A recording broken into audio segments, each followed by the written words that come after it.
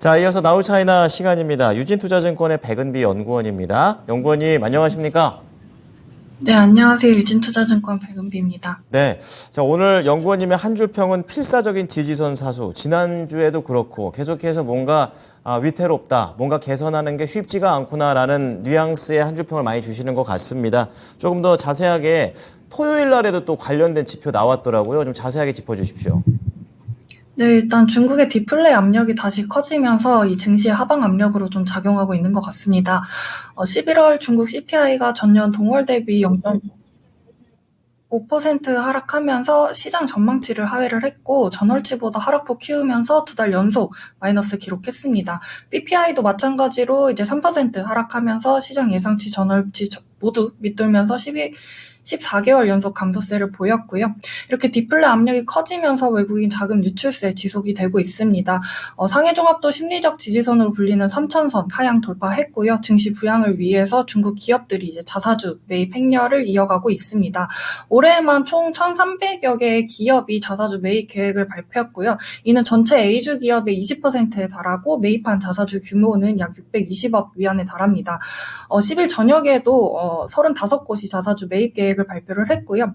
대체로 이 기업들의 자사주 매입 움직임은 이제 시장 바닥에 가까워졌다는 신호로 좀 여겨집니다. 뿐만 아니라 이제 이번 달 중순에 이제 내년도 경기 부양과 방향 그리고 강도를 결정하는 경제공작 회의가 예정이 되어 있기 때문에 단기간 내 중국 증시가 추가적으로 크게 하락할 가능성은 낮을 것으로 보고 있습니다. 네. 자, 관련해서 물가와 관련된 내용들, 이슈도 좀 체크를 좀 해보고 있습니다. 자, 그렇다면 한국 투자자 입장에서 봐야 될 이슈들 어떤 것들이 있을까요? 네, 이어서 중국 경개월 공작 회의에 대해서 좀 말씀드리겠습니다. 앞서 말씀드린 것처럼 내년 정책 방향 결정하는 굉장히 중요한 회의입니다. 이 회의를 앞서서 조금 정책 기조를 확인할 수 있는 게 이제 정치국 회의인데요. 이 정치국 회의는 매월 개최되긴 하지만 경기 분석이 4월과 7월, 12월에 진행이 됩니다. 그래서 이번 정치국 회의에서는 현재 경기 상황에 대해서 이 7월 정치국 회의보다 좀 더 긍정적으로 평가를 했습니다. 그리고 이제 올해 재정 적자를 확대한 것이 사실 실질적인 부양 효과가 내년에 나타날 가능성이 높기 때문에 내년도 경제 성장 목표 올해랑 마찬가지로 5% 안팎으로 설정될 것으로 보고 있습니다. 그래서 경기 부양 기조는 아마 내년에도 계속될 것으로 보여지는데요. 다만 7월 정치국 회의에서는 이 경기가 안 좋아졌을 때 금리 인하라든지 이런 적극적인 거시 정책을 말하는 역주기 조절이 좀 강조가 되었다면 이번 정치국 회의에서는 이 경기가 과열되는 것을 방지하는 과주기 조절도 같이 언급이 되었습니다. 그렇기 때문에 사실 내년에도 인위적인 대규모 부양은 좀 없을 가능성이 높겠습니다. 내년도 이제 중국 경기 회복 계속하겠지만 과거와 같은 고성장 기대하기는 좀 어려워 보이는 상황이고요. 두 번째 이슈는 이제 중국의 외국인 유치 조치입니다. 중국이 내수 활성화를 위해서 이 외국인 관광객 유치에 굉장히 열을 올리고 있는 상황입니다.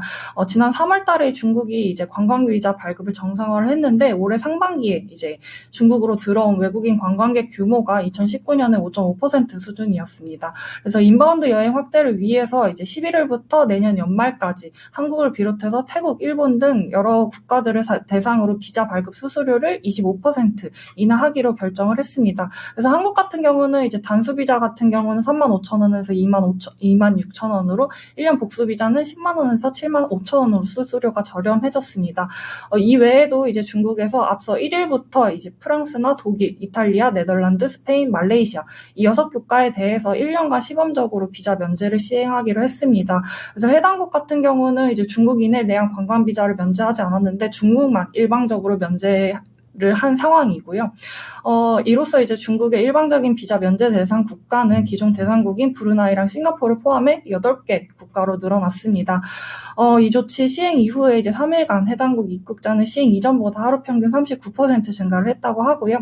내수 활성화를 위한 대외 개방 확대 조치로 보시면 될 것 같고 중국으로 오는 인바운드를 늘리기 위해서는 사실 중국이 외국으로 가는 아웃바운드에 대한 개방도 확대를 지속할 예정이기 때문에 그에 따른 수혜도 좀 기대해 볼 만하다라고 생각됩니다. 네. 자, 지금 비자와 관련된 내용들 그리고 경제 공작 회의에서 어떤 것들을 봐야 될 것인지 포인트를 좀 잡아주셨습니다. 자, 마지막으로 경제 지표인데요. MLF가 17일 그리고 LPR 금리와 관련해서는 20일이라고 좀 말씀을 좀 해주셨습니다. 이것 말고도 봐야 될 지표들이 있다면 어떤 게 있을까요? 네, 우선 15일 날 이제 11월 경제 지표 발표됩니다. 지난번과 이제 말씀드린 바와 같이 기저 효과 때문에 아마 회복세 지속할 것으로 전망을 하고 있습니다. 따라서 당월의 성장률보다는 뭔가 2년 평균 성장률이 회복하는지에 대해서 좀 주목해서 봐주시면 좋을 것 같고, 27일에는 이제 공업기업 이익 지표가 발표가 됩니다. 1월에서 10월 이익 같은 경우는 전년 동기 대비 마이너스 7.8%로 하락폭 줄여갔습니다만 10월 당월 이익 지표는 3개월 만에 다시 감소세로 전환이 되었습니다. 그래서 이제 기업 이익에 또 선행하는 PPI 하락폭도 앞에서 말씀드린 것처럼 다시 확대가 되었기 때문에 아무래도 기업 이익의 하방 압력도 좀 재차 확대될 가능성이 높다라고 보고 있습니다. 네, 자, 관련된 경제 지표들 잘 보도록 하겠습니다. 오늘 말씀 감사합니다. 네, 감사합니다. 네, 오늘 나우차이나는 유진투자증권의 백은비 연구원의 분석을 들어보셨습니다.